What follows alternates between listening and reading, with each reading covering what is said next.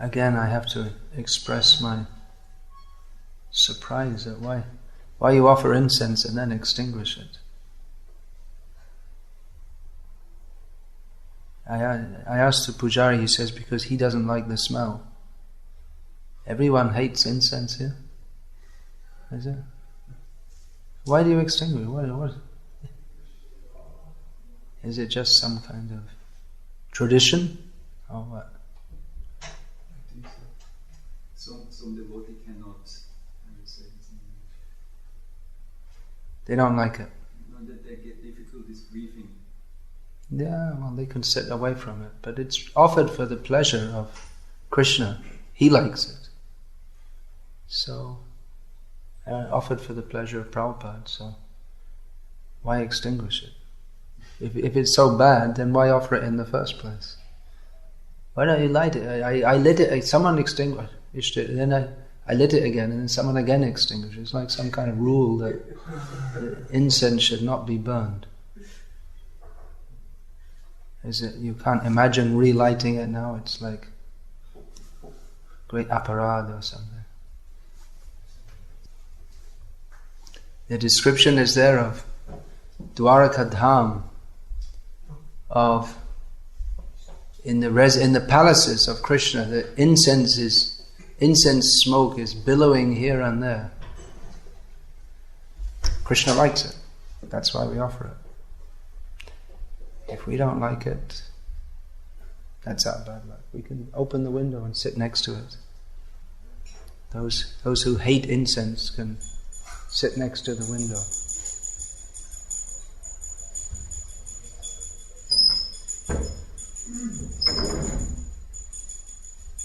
Srimad Bhagavatam, Canto 6, Chapter 3, Text 16, translation and commentary by His Divine Grace A.C. Bhaktivedanta Swami Prabhupada. As the different limbs of the body cannot see the eyes, the living entities cannot see the Supreme Lord, who is situated as the Supersoul in everyone's heart. Not by the senses, by the mind, by the life air, by thoughts within the heart, or by the vibration of words can the living entities ascertain the real situation of the Supreme Lord. Purport: although the different parts of the body do not have the power to see the eyes direct the movements of the different body's different parts. The legs move forward because the eyes see what is in front of them, and the hand touches because the eyes see touchable entities. Similarly, every living being acts according to the direction of the Supersoul, who is situated within the heart, as the Lord Himself confirms in Bhagavad Gita. Sarvasya chahang hridi sannivishto matah smriti jnanam apohanancha. I am sitting in everyone's heart and giving directions for remembrance, knowledge and forgetfulness. Elsewhere in Bhagavad Gita it is stated, Ishvara sarva bhutanam hriddeshe arjuna tishtati. The Supreme Lord as the Supersoul is situated within the heart. The living entity cannot do anything without the sanction of the Supersoul. The Supersoul is acting at every moment, but the living entity cannot understand the form and activities of the Supersoul by manipulating his senses. The example of the eyes and the bodily limbs is very appropriate. If the limbs could see, they could walk forward without the help of the eyes, but that is impossible. Although one cannot see the Supersoul in one's heart through sensual activities, his direction is necessary. Yamaraj continues his instructions to his messengers, who are called the Yamadutas. A fearsome word. The very thought of the Yamadutas is fearsome.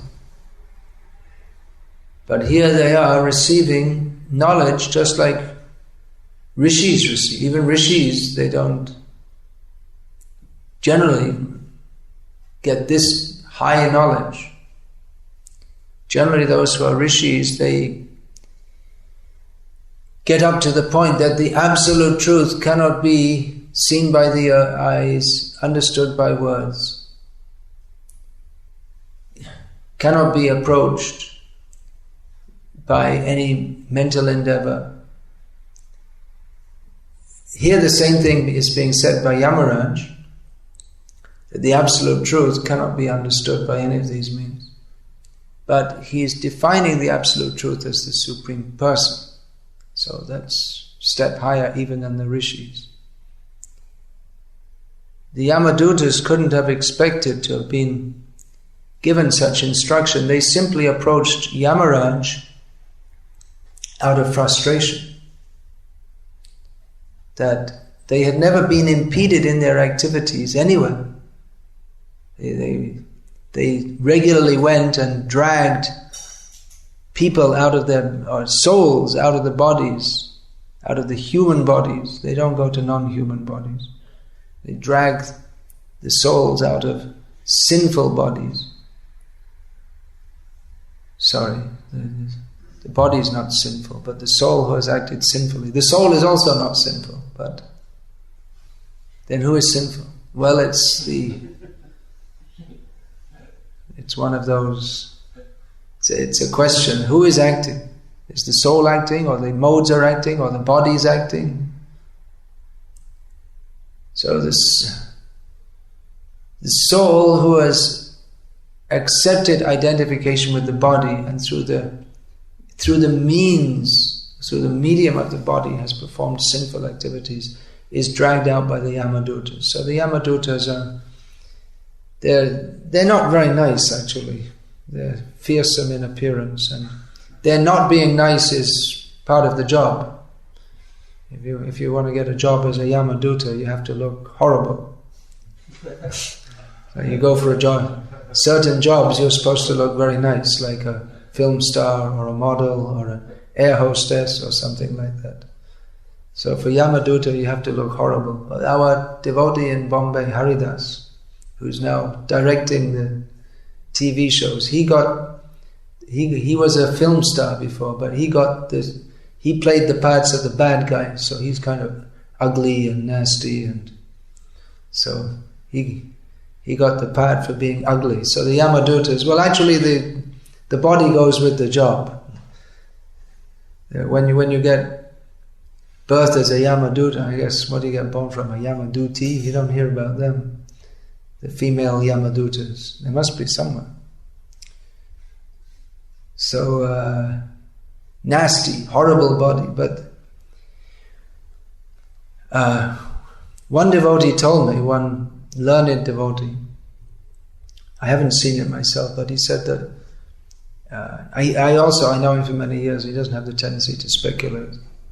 He's very learned in Shastra. So he told me that Bhaktivinoda Thakur had said that those who are offenders to Vaishnavas, they become Yamadutas. That's what you get. So they're serving a Vaishnava, they're serving Yamaraj, and they're doing something required in the universal management. So they're doing something which is good, but at the same time they're indulging their propensity of being nasty as possible and giving distress to others. I mean, even to be a Yamadu, not everyone can do it. It's like not everyone can work in the slaughterhouse. You have to have a certain mentality to work in the slaughterhouses. Most people couldn't do it. Most people would just, as soon as they walk in, they'd vomit and walk out again because it's so horrible. So it requires a certain kind of nasty, extreme envy of other living entities to have such a job. So the Yamadutas, they're feeling, we're the Yamadutas. No one can resist us. People see us. The people see them with fear in their eyes, and the Yamadutas take pleasure. You can't escape. You must be dragged out of the body. They start to come. they start to hover around someone who's on the verge of death, so they feel tremendous fear. And sometimes they say, "Oh, look, those beings, no one else can see them. They're possessed by fear." They have a term for it in medicine, something like pre-death or pre-death fear syndrome or something. That's not the term, something like that. They're seeing the Yamadutas and they feel intense fear, but there's nothing they can do. No one can protect them. So the Yamadutas come and they rip the soul out of the body and drag him before Yamaraj and then subject him to various punishments.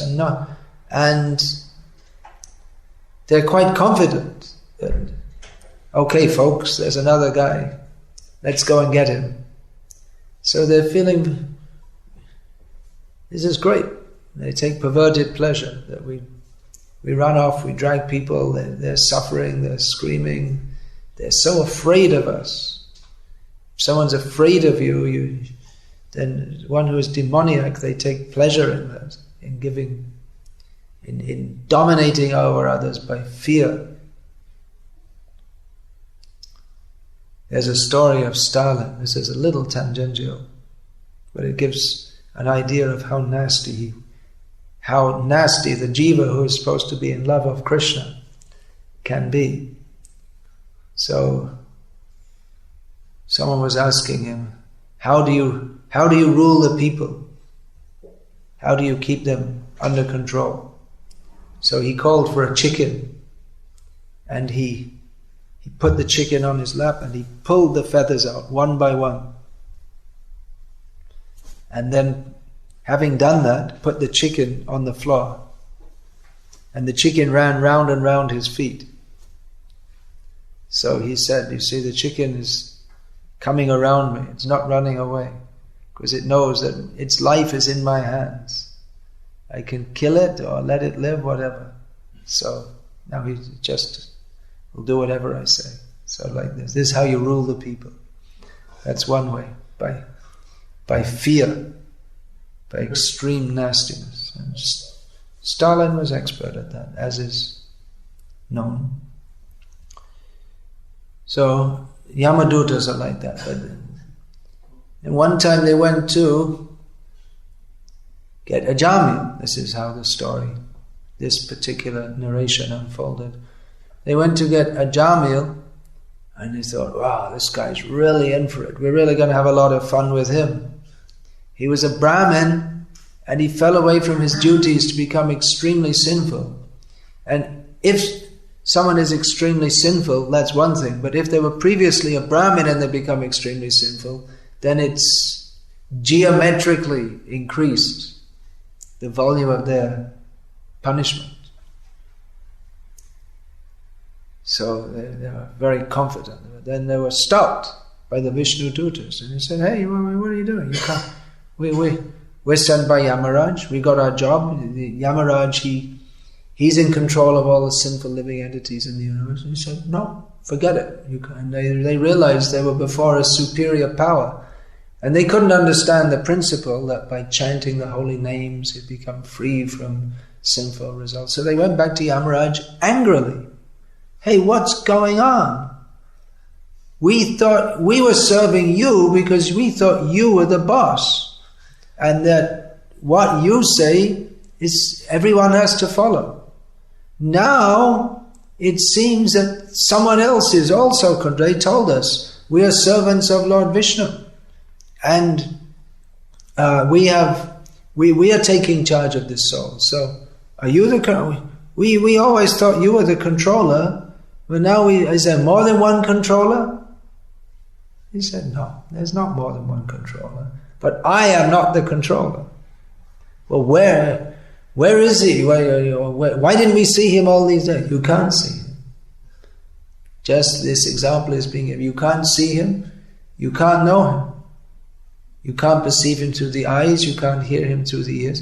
Actually, you can see him through the eyes, but not through Yamaduta eyes, not through Yamaduta ears. One has to become purified. Yamaraj can see him.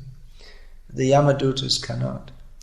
He cannot be seen by material eyes.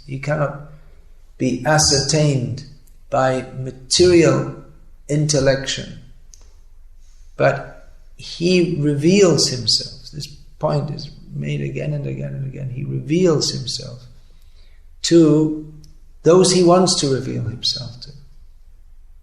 Those whose hearts are free of the tendency to exploit for one's own sense gratification. This tendency is so deep-rooted in the conditioned souls that even if they're superficially pious and believe in God, they also consider God is someone who is meant to cater to my sense gratification.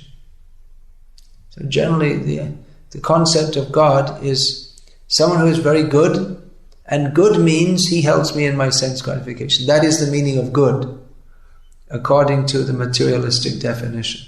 So God is the best of all. He is the most good, because he caters to my sense gratification in a superlative manner, more than anyone else.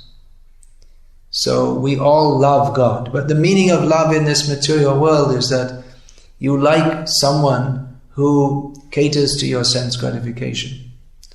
Otherwise, why is it that men always fall in love with young women? You never hear of someone falling in love with an 80-year-old woman. Why is that?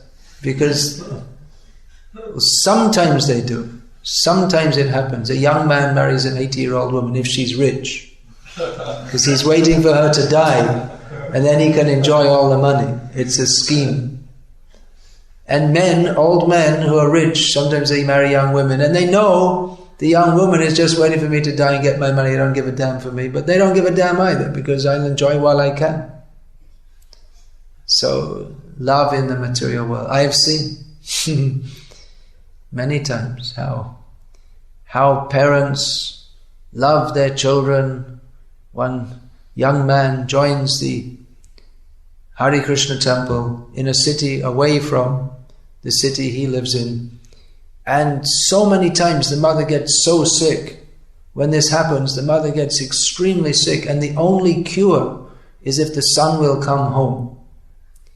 And so sick, and then she can't live without him, and she's not going to force him to go out and earn money, but she just wants to see him, that's all. If unless I can see you, I cannot live. So all the relatives come crying, screaming, sobbing, and going to commit suicide, and that's another line, common line. So then the boy goes back home. Then he gets an offer of a job in another city, earning lots of money, and it's amazing how the mother's sickness is cured immediately.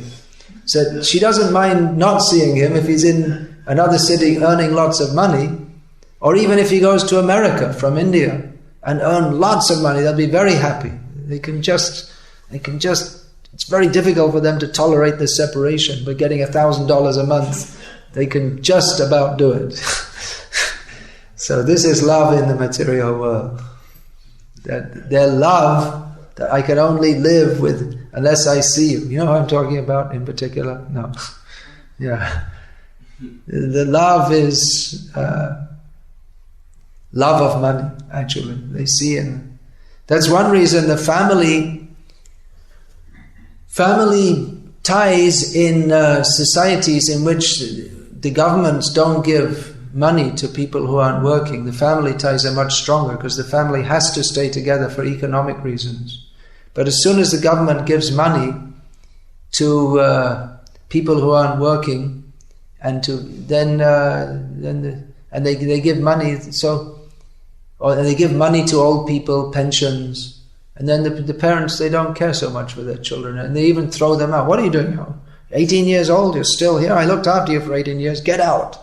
Whereas in a country where there's the parents are thinking that the children have to look after me in old age, then they'll keep them at home and look after them very nicely, because they're expecting that they have to look after me in old age. But if they don't think they have to look after them, then they just kick them out. That's it. The same thing. They give money to unmarried women unmarried mothers.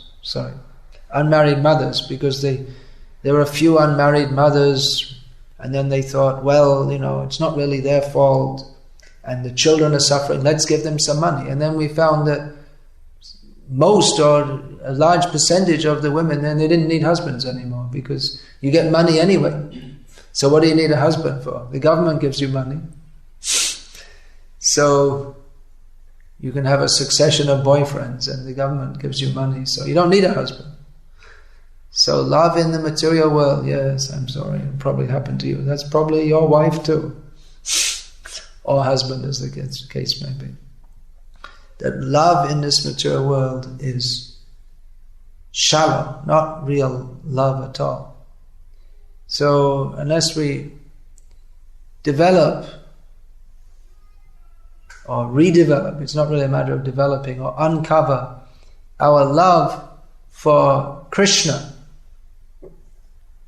then in this material situation we simply want to exploit others. All relationships are based on exploitation.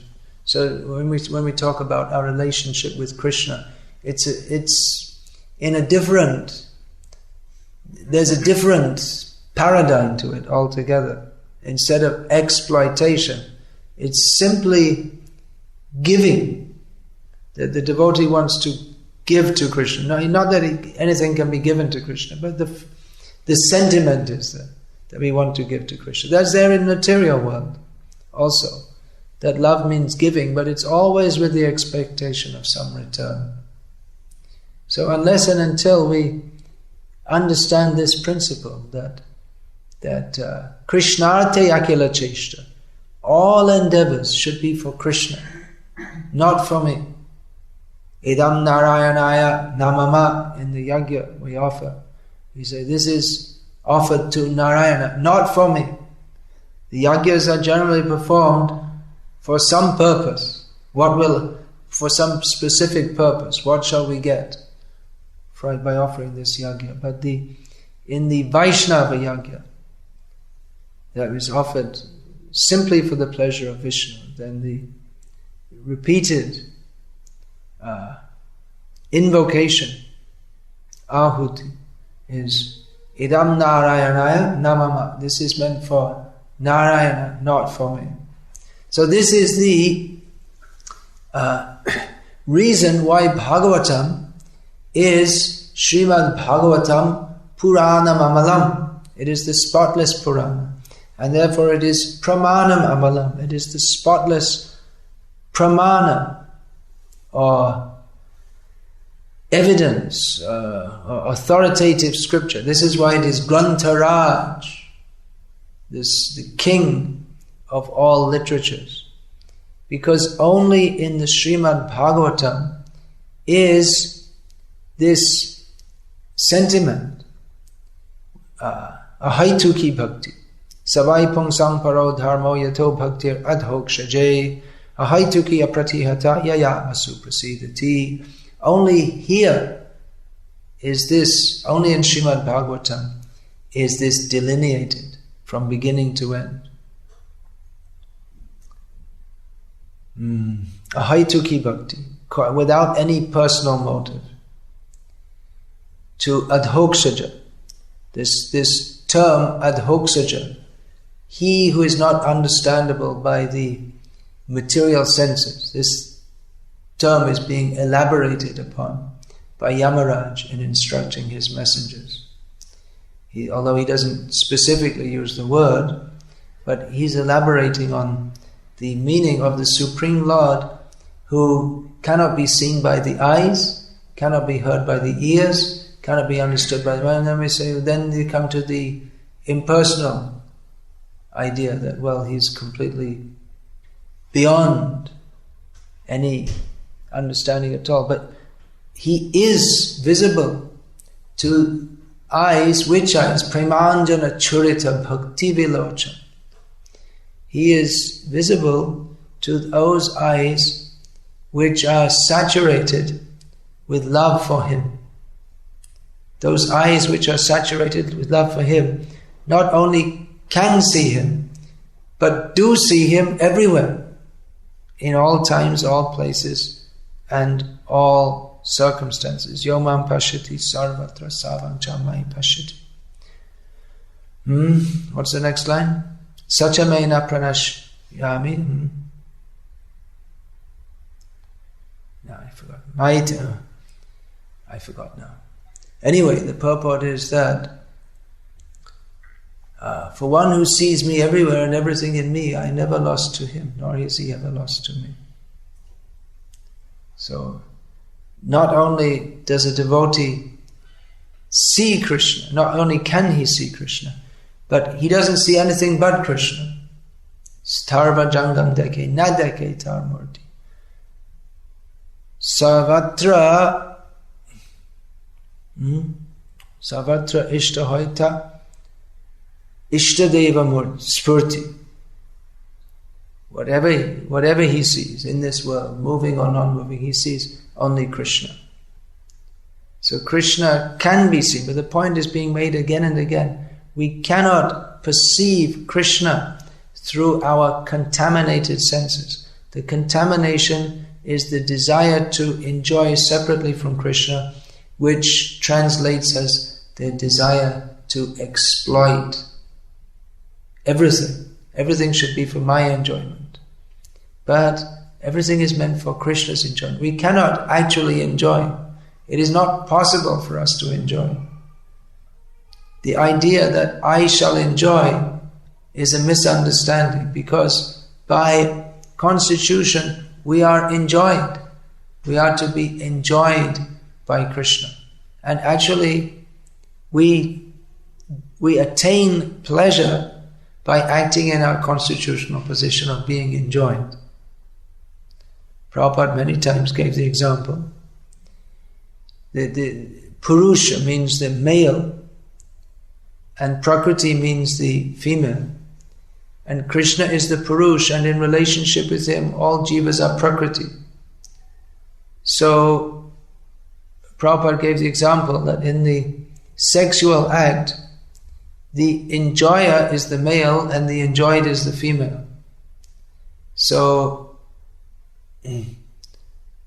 that is the similar role of Bhagavan with the jivas, that they cannot enjoy. The jivas cannot enjoy directly. Prabhupada criticized it in the modern age. Women are trying to take the role of men, but it's against the feminine nature to do so. Even if we speak in this material world, those jivas who have attained female human bodies can fulfill their psychophysical nature by acting according to that, not trying to act according to the male form. The problem is that everyone is Prakriti, all jivas are Prakriti. And in the male form, in the human male form, there is the feeling of being the enjoyed, and feeling of being the enjoyer instead of being the enjoyed. But that's also there in the female form. There's a kind of double identity, because in the material world everyone wants to take the artificial position of the enjoyer. But in the female body, the female nature is to be enjoyed. So they enjoy by being enjoyed. But when and that tendency, that can be guided by along religious lines, so that one can become purified. Sve sve karmanya bhirata samsiddhim labhate naraha. By following one's own work and propensity according to religious injunctions, everyone can achieve perfection. But instead of following that, in other words, instead of the man following his duty as Brahmana, Kshatriya, Vaishya or Shudra, or woman following her duty as a wife and mother, instead of following that, if they try to artificially do something else, then everything becomes, the whole society becomes discordant. And one cannot, it's even very difficult to make advancement spiritually if one doesn't act according to one's duties as prescribed by scripture. If a Shudra, if someone who has the nature of a Shudra thinks, well, let me become more spiritually advanced, let me become a Brahmana, then he cannot advance by doing so. He has to act like a Shudra. If he tries to act like a Brahmana when he doesn't have the requisite qualifications, that becomes sinful. He'll do better by following his own religious duty. That Krishna says in Bhagavad Gita that paradharma bhayavaha shreyan swadharma viguna. Twice he says in Bhagavad Gita, it is better to perform one's own duty according to one's psychophysical nature. That is called, according to the gunas that's described in Bhagavad Gita. In modern terms we say in psychophysical nature. To attempt to perform another's duty is a cause of sinfulness. So or even if one is born in a Brahmana family but he has the nature of a Shudra, for him to attempt to act like a Brahmana will cause disturbance in society. He should be trained to act as a Shudra, not artificially as a Brahmana. This artificially acting in one's wrong position has caused chaos in society and always will cause chaos in society, as it's causing chaos in society at the present time by women trying to take the role of men. So there are duties prescribed in Shastra. They should be followed. Or what I was saying, that women, in the modern age, the idea of that one should be an enjoyer has become very prominent. So they're thinking, well, in the women's role we can't enjoy enough, so let us take the men's role. But still they cannot execute that function in the same way. It's artificial. Of course, everything in the material world is artificial, but the psychophysical nature that one is awarded according to one's previous activities, that is a very strong conditioning. So rather than work against that, one is recommended to live with it and engage that in the service of Krishna. We see even Arjuna, he thought, let me become non-violent. Better I become non-violent. But Krishna said, no, that's not for you. If Vyasadeva came to Krishna and said, I don't want to fight in this battle, Krishna said, well, I don't want you to fight either. You're Vyasadeva. That's not your duty. Your duty is to compile the scriptures. So we don't want you fighting, because when this is all over, you have to write it all down through the medium of Ganesh. So you just sit over there. You just stay up in Badarik Ashram, and when it's required, you can write it all down. That's your duty. But for Arjuna, Krishna, I don't want to fight. Na yodse iti Govinda. I know, Krishna, I don't want to fight. Oh, okay, all right. Don't upset Arjuna. Let's make him feel happy. So let's make him a little bhajan kuti. But Krishna told Arjuna that, well, even if we make you a bhajan kuti, you'll hear the sound of fighting and you'll run over there and take part in the fighting anyway. Your nature is so strong to compel you to do so. So better you fight mamanusmara yuddhacha. You want to sit in a bhajan kuti and remember me, but you remember me, that's all right, but remember me and fight. Not that you remember me and don't fight, because if you try to remember me without fighting, then instead of remembering me, you'll think about fighting. If you leave the battlefield, all the time you'll be thinking what's going on in the fight. Then you'll get some news. Karna has pinned down Nakul and Sahadeva and said, he's pinned down Nakul and Sahadeva, I'm going to kill that Karna. He won't be able to restrain himself anyway. That's why Prabhupada, he told devotees, if you think you can sit at Radha Kund and be a Babaji, you won't do chanting, you'll eat and sleep and think of women and money and fall down. Because we don't have that adhika, we don't have that eligibility to simply sit and chant. And even if we did, if we're so elevated that our mind is so peaceful and fixed on Krishna that we can simply sit and chant, then better you come out and preach. If you're so advanced, give your association to others. So either way, you want to sit and chant? Why? Well, I'm just so attracted to the holy names. If it's actually so, then you should go out and preach and let others become attracted to the holy names. I just want to sit and chant. Why does he want to sit and chant? Because he wants to avoid preaching. So then so then you go and sit and chant, and your sitting and chanting will simply be sitting and sleeping and chanting Hare Krishna, Hare Krishna, this girl and that girl. And I could do a business scheme and maybe filter Radha Kund water and sell it to pious people and make lots of money. And in this way, you'll fall down. So, better to act according to our nature. Nature means our real nature is a servant of Krishna. So, sometimes this is cited, I will act according to my nature. It's cited as an excuse to avoid service. That now you have to go on book distribution. Well, it's not my nature. My nature is to sit in the temple and sleep all day. So,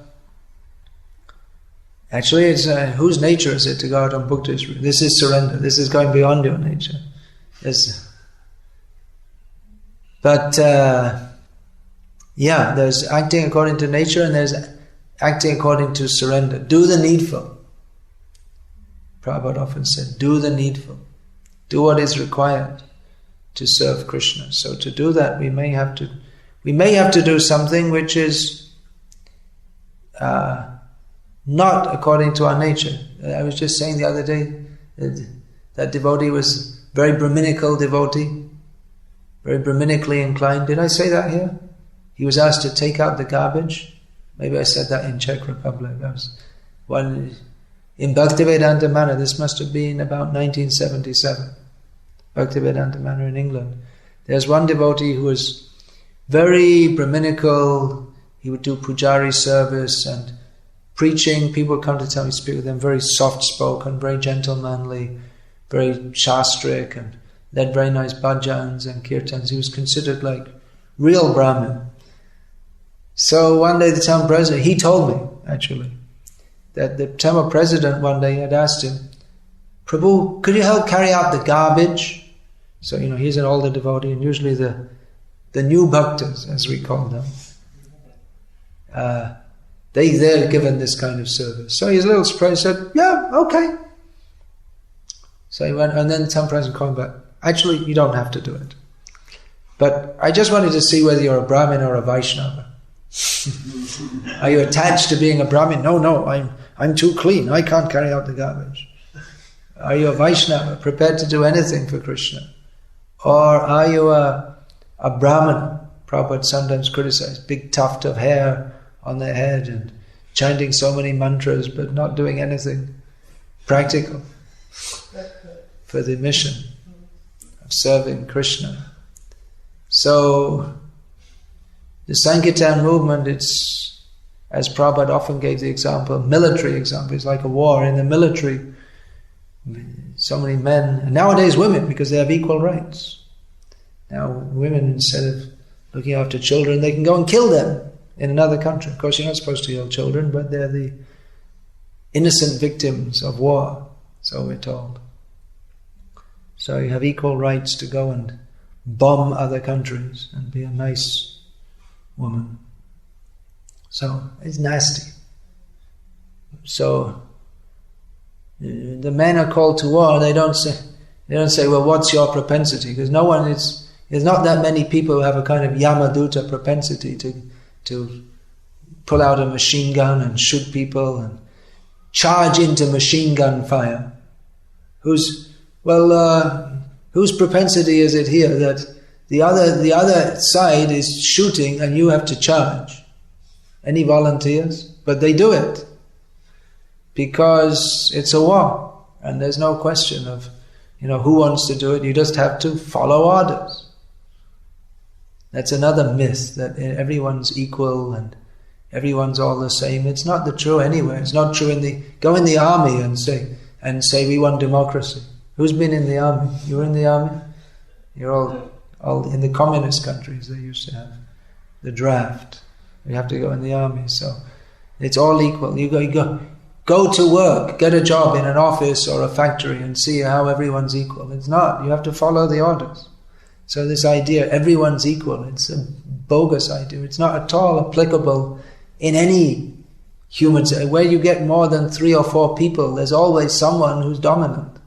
So this idea that everyone's equal, it's a completely bogus idea. But there's so much democracy. We have to have democracy. Everyone has to be equal. And if you don't have a democratic state, we'll come and bomb you and burn you and make sure you're all democratic. So because we want everyone to be equal. So what's better, to be under a one ruler or to be democratically bombed to death? See, all my family members died, but I have a vote. I can now vote. You can't vote to bring them back to life. There's so many bogus ideas. Liberty, this idea, liberty is another bogus idea. Everyone should have liberty. Better, they don't know how to behave. Better to be controlled. You give people liberty, but they don't know how to use it. And then modern society, they have liberty that you have pornography all over the place. And the advertisements, it's practically pornographic. On the TV show, a few years ago in Ljubljana, I was going to watch one Prabhupada video. In those days they still had videos. So 10 o'clock in the morning during the summer holiday season, I went in and turned on the TV and there's an American nudie film. This is your liberty. So you give people without higher consciousness liberty, and what do? They drink, they smoke, they fornicate. You know what fornicate means? It means sex outside of marriage. The word is an old English word. It's gone out of fashion. People don't use it because sex nowadays, within marriage or outside of marriage, it's considered there's no difference. Pig society. There used to be a word called fornication, but now they just say we're making love. That's all. Because they don't consider whether inside marriage, outside marriage. This is their liberty. You should be free to make love left, right. They call it love, but it's just sex. That's all. What love? So, liberty, liberté. What is that? Liberté, egalité, fraternité. All bogus ideas. Liberty means proper use of liberty is to choose to serve Krishna. Otherwise, within human society, where we are controlled in so many ways. Our body is, we require food, we require shelter, we have to make so many arrangements. In human society, they say, even in we have a free society, and to keep it free, you have to pay more than 50% taxes. So 6 months of the year you're working just to pay the taxes to keep the army who's fighting somewhere in Iraq so you can be free. You're free to work, to pay the government, to have the army to keep you free. And if you protest against it, they'll send the army in against you. This is your freedom. Exploitation. That's the tendency. Exploitation. They will exploit. That's why they That's why they say we want liberty, because the rulers, instead of using the power given to guide people towards God, they used it to exploit for their sense gratification. That's why they say we don't want any rulers, we want to be free from rulers, but still you're ruled, one way or the other, either directly or by psychological manipulation. You're ruled. So the same thing, the women want our liberty because the men are exploiting us. But as Prabhupada said, it's better have one man exploit you than every man exploit you. At least you maintain your chastity. But the idea is that if the society is actually God-centered, then the spirit of exploitation, which is intrinsic to this material world, that will be reduced. Not only reduced, but by the laws of dharma, the exploitive tendency is controlled. The laws of varnashram society, if that can be misused. Everything in this world can be misused. Bhagavad Gita is misused. The best things in this world are misused. But if the actual essence is propagated, then everyone can live as happily as possible in this material world and make progress towards Krishna. But if not, then it doesn't matter what system. You have communism, socialism, capitalism, thisism, thatism, but it all ends up with a few people exploiting others. Whatever system you have, whatever political party, it doesn't really make that much difference which political party you vote for, because it ends up more or less the same anyway. It's just they have this show of democracy, but everyone knows it. The big business houses are controlling the policies. So it's not really a matter of changing the system or making new ideas of how we should organize society. Rather, how to organize society, the best system's already been given.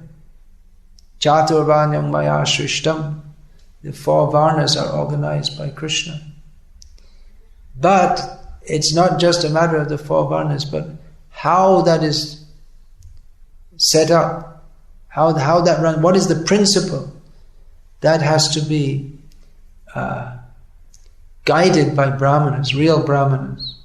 Real brahmana means one who has no tendency to exploit, but has only the tendency to serve, who gives advice to others for their benefit, seeing their benefit not in terms only of their immediate material needs, but in terms of their eternal spiritual needs.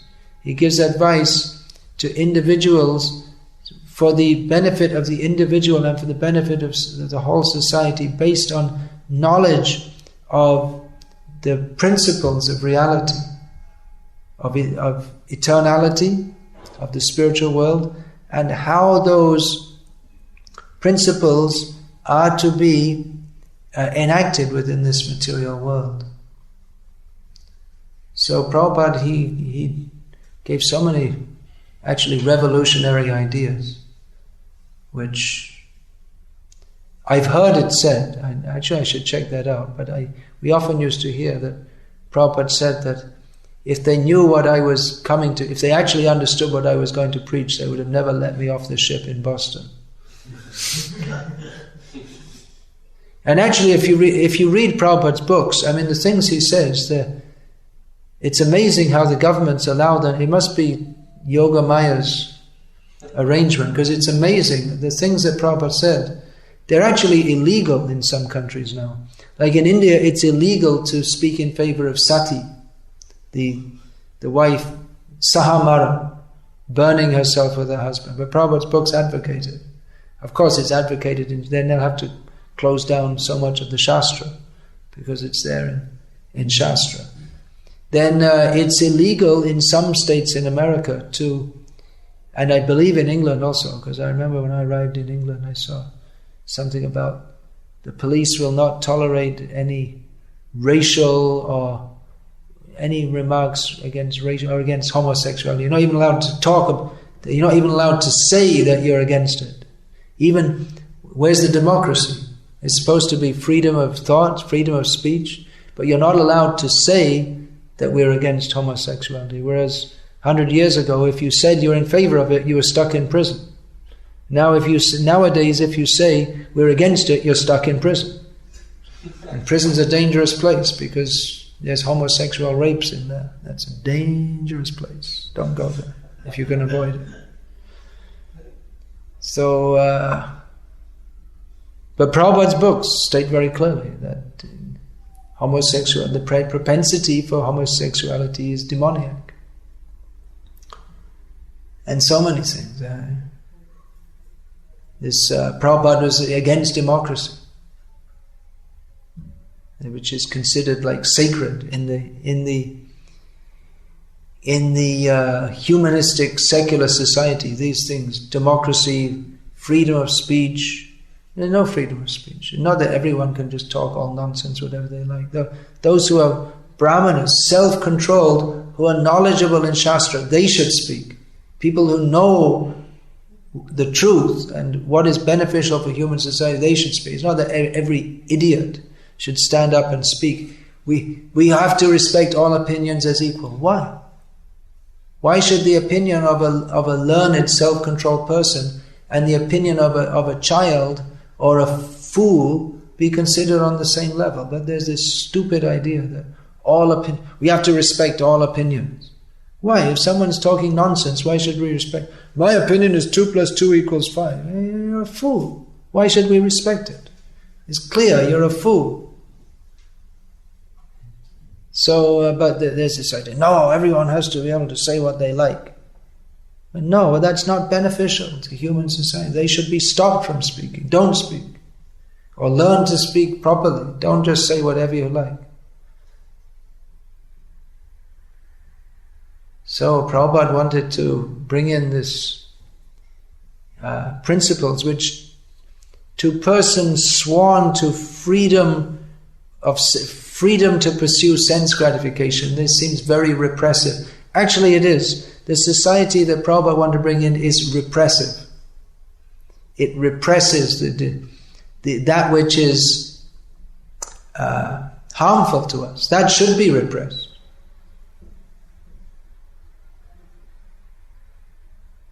This idea we should have, why shouldn't I just do what I like? This is how a child talks. The whole modern society is based on a childish principle. The child is playing with some medicine, gets off the shelf, and the mother snatches her, no, don't you, you'll kill yourself. Oh, why take it away? I can enjoy myself. My mother's so cruel. So we advocate the same thing. No, don't have your slaughterhouses, don't have your pornography, don't have your free sex, don't have your homosexuality. Stop it all. Live a civilized life. No, why? We should have freedom to do what we like. But it's harmful, you don't realize. There are the Yamadutas. We got off the subject of the verse here, but we bring it back now. It all ends up with the Yamadutas. Unless you read Srimad Bhagavatam and follow what's in it, then you end up with an appointment with Yamaraj. He's a pure devotee, but he doesn't deal with the sinful people like devotees. He deals with them in the manner that they deserve. He's in the justice department. It's a thankless task. It's not a pleasant task, but it's required. So, people don't know. Lokasya janato vidvangs chakre sapata samhita. They don't know about bhakti yoga, adhoksajay, unto the transcendent Lord who is not perceivable by mundane senses. Therefore, Vyasadeva compiled this Sarvata Samhita, the Srimad Bhagavatam. So this temple, ISKCON Zurich, was until recently famous for distributing so many books. Now I think Ljubljana is distributing more, probably. Is it? Here's a representative, leader of the Sankirtan party from ISKCON Ljubljana. They're distributing. You know where Ljubljana is? We said yesterday to that Mataji, she never heard of it. It's like, you know Berlin, but you don't know Ljubljana. So, meanwhile, people are living their lives, drinking beer, eating sausages, and going to the Yamadutas. So, I'm leaving here, you're staying, so I request you to, at least in some way, try to get this book distribution going again. It's for your own benefit also, because Prabhupada will be satisfied. Param Tattva was telling me, Param Tattva Prabhu was telling me the kind of kirtans they used to have when the book distribution was in full swing. You don't get that kind of kirtan now, because that however nicely we can sing and mridanga beats and all this kind of thing, but the same spirit, if we're getting the mercy of Srila Prabhupada and the Parampara, then the kirtans, they come alive. Because then we're praying. You can own how to distribute books. What's the technique? What's the main technique? The main technique is you just have to pray. How are people going to take these books? They don't take these books. But somehow or other, by the enthusiasm of the devotee, they take, because the devotee is convinced that the devotee, out of his compassion, is convinced that people need this book. Unless they take this book, they're going to see the Yamadutas. Out of compassion, the devotee wants to distribute. But it's not easy at all. The devotee has to pray, and that praying and praying, that makes intense devotional service. And then by that intensity, the person, just on the street or in their home, and they just become overwhelmed by that. And they agree to take the book. But it's every single person who is approached.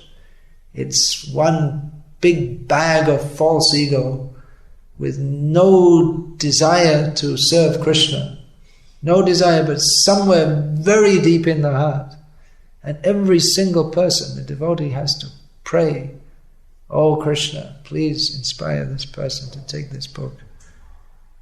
So it's extremely intense, and the reward for the devotee is kirtan. The bliss of kirtan.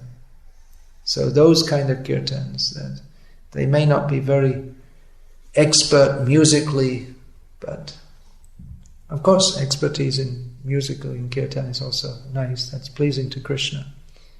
But the spirit of Krishna, we're praying for your mercy so we can give this mercy to others. That is very purifying for ourselves and for the whole world. So this narration of Ajamil, which is now expanded into the narration of how Yamaraj is instructing his messengers, the Yamadutas, this all came about from Parikshit Maharaj's compassion. Can you remember? What is that? How is this narration of Ajamil spoken in relation to Parikshit Maharaj's which question? What did he ask Shukdev Goswami? Anyone? Apart from him. Anyone knows? Yeah, please tell. What to do to save the people from the hellish condition? Right, at the end of the 5th canto, in the 5th canto of Bhagavatam, of course Shukadeva was just speaking and now it's divided into cantos. He didn't say, well, that's the end of the 5th canto and now let's start the 6th. But it's divided like that by Vyasadeva. So in the 5th canto there's the description of the universe, and in the course of describing the universe he describes the hellish planets and the hellish punishments. So Parikshit Maharaj says, oh, that's horrible. And how can people be delivered from this? So Shukdev gave some different ideas. Well, you can do prayaschita. You do some ritualistic ceremonies, but Parikshit Maharaj wasn't satisfied. Yeah, well, I've seen so many people do prayaschita, but they just go on sinning again and again. Then you cultivate jnana. But Parikshit Maharaj still wasn't satisfied. That doesn't really solve the problem. Then Kechit kevalaya bhaktya vasudeva parayana agham vanti kartsnena niharamiva bhaskara. Then Shukdev Goswami said that only by pure devotional service, if someone takes up pure devotional service, if he's attached to Vasudeva, Om Namo Bhagavate Vasudeva, then that completely removes even the propensity for sinful reaction. Even one may cultivate gyan, this is right, this is wrong, but the seed of sinful desire remains in the heart. But by pure devotional service to Krishna, even the seed of the desire for sinful life, that is completely uprooted. Or the example is given, just like the fog of illusion is dissipated by the rising sun. So in this connection, Shukdev Goswami spoke the story of Ajamil, the Brahmana youth, who became corrupted by bad association, but by chanting the holy name, which chanting came about due to his previous attachment to Vasudeva, to Narayana. He was able to remember Narayana at the time when the Yamadutas came to get him. Hare Krishna. Is there any question, comment, or protest? Sometimes there are protests. That's fun. Yeah, please.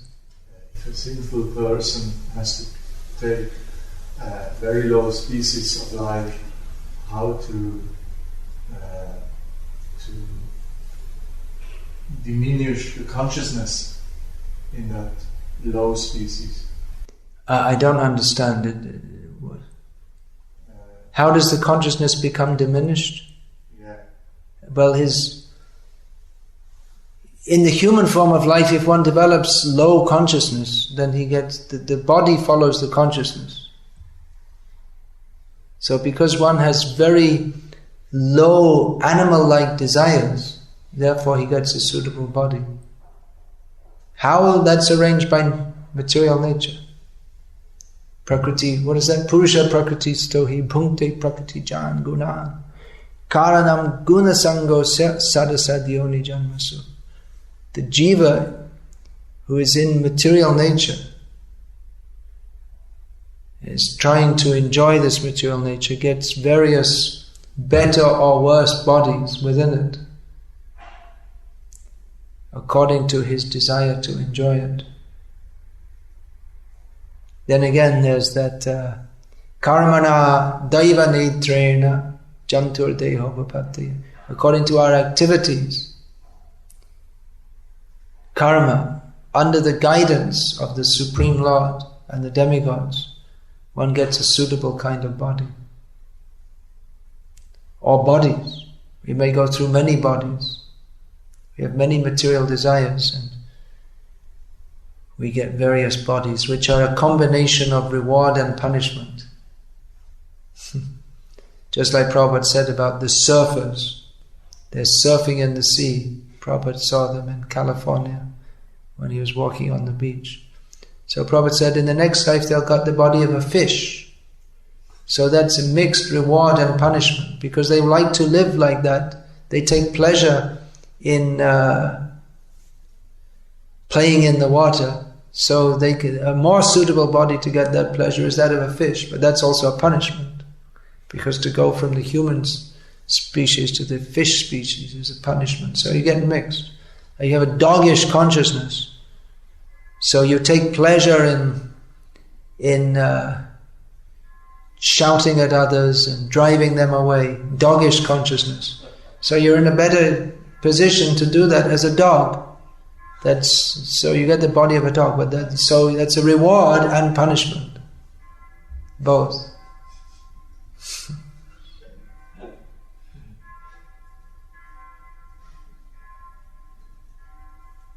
You desire to be a leader. I want to be a leader. Others should follow me. So that is fulfilled, but because you don't have the punya to be a human, so you become the leader of a pack of dogs. So your desire is fulfilled, but in a different species. It's very dangerous, material life. Very horrible. Anything else?